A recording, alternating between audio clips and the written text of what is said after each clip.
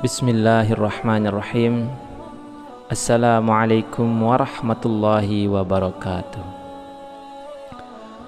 Syukur alhamdulillah, kita masih diberikan begitu banyak kenikmatan sehingga kita bisa bertemu di channel ini.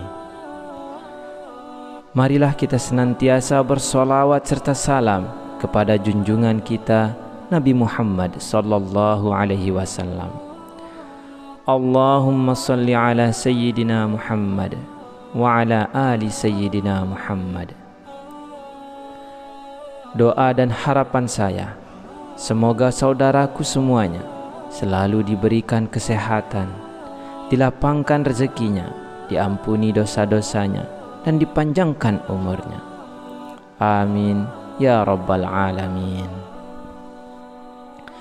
Sahabat beriman rahimakumullah, membangun rumah tangga yang sakinah, mawaddah, warahmah merupakan tujuan dan cita-cita bagi semua pasangan suami istri.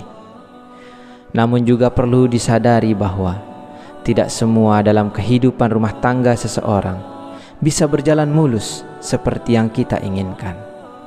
Karena cobaan dan rintangan akan selalu hadir dalam rumah tangga. Oleh karena itu, diperlukan kesadaran untuk selalu bisa menjaga keharmonisan dalam rumah tangga. Seperti yang kita tahu, dalam rumah tangga sendiri terdapat perbedaan kedudukan untuk suami dan juga istri. Akan tetapi dalam hal ini, seorang istri mempunyai kedudukan yang cukup istimewa dalam rumah tangga, terutama istri yang soleha.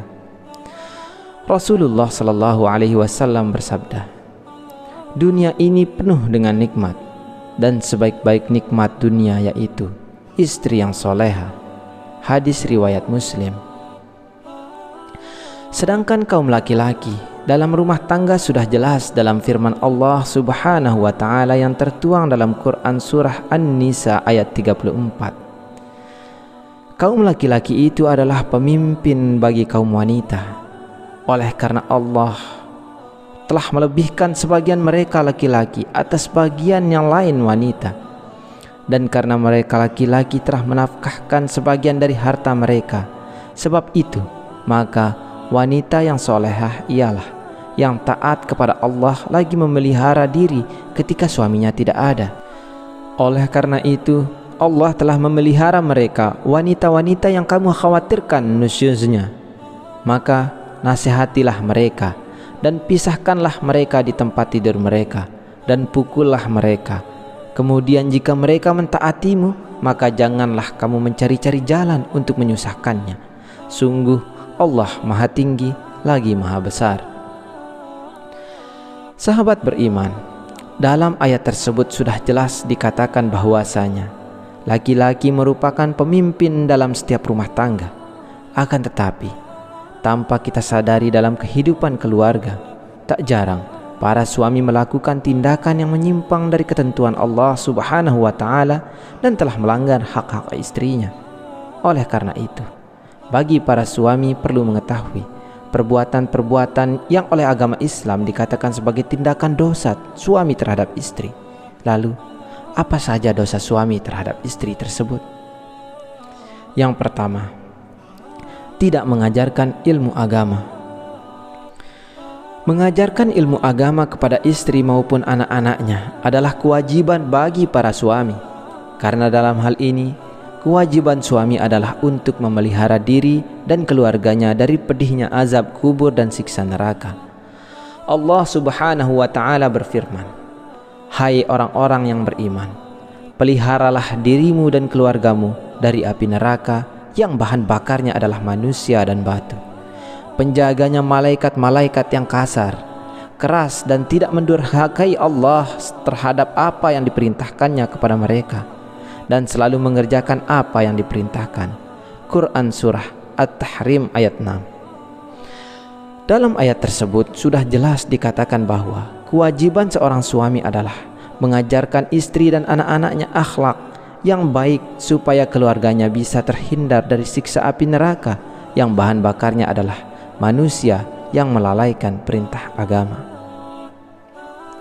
Yang kedua, tidak merasa cemburu. Ada kalanya sifat cemburu sangat diperlukan, terutama ketika kita sudah berumah tangga. Selain bisa menjadi bumbu-bumbu cinta dalam rumah tangga, rasa cemburu dari suami juga bisa menjaga keluarganya dari sifat dan sikap yang kurang terpuji. Akan tetapi juga harus diperhatikan, cemburu kepada pasangan juga tidak dianjurkan berlebihan, sehingga malah bisa menyebabkan perselisihan yang berujung keretakan dalam rumah tangga. Dalam hadis riwayat An-Nasai sudah dijelaskan, melihat mereka pada hari kiamat, yaitu seseorang yang durhaka kepada kedua orang tuanya, wanita yang menyerupai laki-laki, dan ad-dayyuth. Yang dimaksud ad-dayyuth adalah seorang laki-laki dalam rumah tangga yang tidak memiliki kecemburuan terhadap istri atau keluarganya sama sekali. Jadi perbuatan menyimpang apapun yang dilakukan oleh istri atau anak-anaknya tidak pernah mendapat teguran dari suami. Ini sangat tidak dibenarkan dalam ajaran agama Islam karena bisa membawa dampak buruk bagi keluarganya. Yang ketiga, tidak memberi nafkah istri. Hal ini sudah sangat banyak terlihat pada masyarakat kita, yakni suami yang tidak malu menelantarkan anak istri tanpa diberikan nafkah lahirnya, dan justru malah si istri yang diminta untuk bekerja. Kalau kita mau berpikir, seseorang wanita yang rela meninggalkan kedua orang tuanya demi mengabdi kepada suami, dan bahkan rela mengandung anak dan juga melahirkan anak untuk suami. Akan tetapi, perjuangan hidup dan mati seorang wanita tersebut seolah tiada artinya di mata seorang suami. Sungguh, yang demikian itu suami telah berdosa besar kepada istrinya. Rasulullah SAW bersabda, seseorang cukup dipandang berdosa bila ia menelantarkan seorang orang yang menjadi tanggung jawabnya. Hadis riwayat Abu Daud, Muslim, Ahmad, dan Tabrani.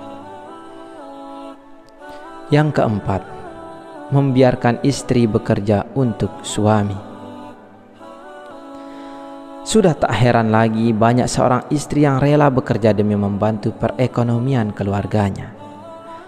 Namun yang banyak kita lihat justru malah sebaliknya, yakni seorang istri yang bekerja untuk keluarga dan suami sebagai kepala rumah tangga malah enak-enakan di rumah tanpa berpikir bahwa peran seorang suami adalah sebagai kepala rumah tangga yang harus bertanggung jawab memberi nafkah untuk keluarganya. Jika seorang suami tidak bekerja karena malas dan menyerahkan semua kebutuhan ekonomi kepada istri, maka suami yang seperti itu akan dilaknat oleh Allah Subhanahu wa taala di dunia. Rasulullah SAW pernah bersabda, tidak akan beruntung suatu kaum yang dipimpin oleh seorang wanita. Hadis riwayat Ahmad, Bukhari, Tirmizi, dan Nasai. Dari hadis tersebut dijelaskan bahwa yang seharusnya memegang peran penting untuk kelangsungan hidup keluarganya yang adalah suami.